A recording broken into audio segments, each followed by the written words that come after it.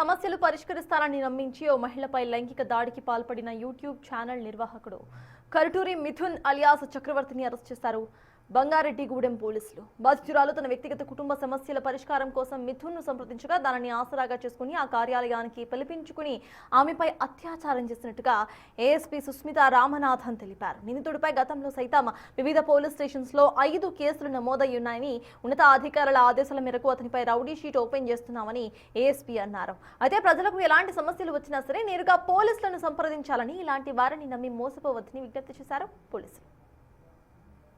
Rape contents పెట్టి ఒక అమ్మాయి కంప్లైంట్ ఇచ్చారు. ఆ కంప్లైంట్ ప్రకారం మనం వెంటనే ఎఫ్ఐఆర్ రిజిస్టర్ చేసి ఇన్వెస్టిగేషన్ స్టార్ట్ చేశాము. అదిలో మనకి అక్యూజ్డ్ పర్సన్ ఒకరు మెన్షన్ చేశారు. ఆ అక్యూజ్డ్ పర్సన్ను మనం పికప్ చేసి మనం ఇన్వెస్టిగేషన్ చేసుకున్నాము.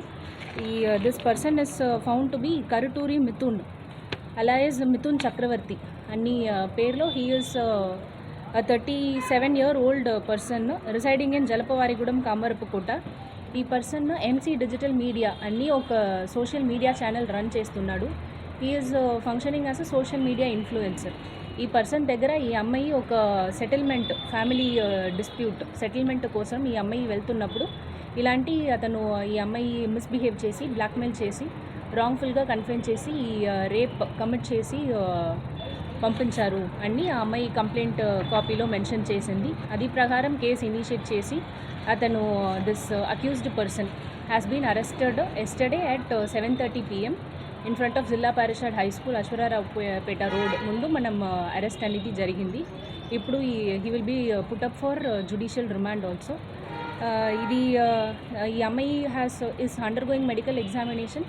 ఇవన్నీ ప్రాపర్గా ఆ అమ్మాయికి వెంటనే ట్రీట్మెంట్ ఇవ్వడం, సైకలాజికల్ కౌన్సిలింగ్ ఇవ్వడం అలాంటి అన్ని పని జరుగుతుంది.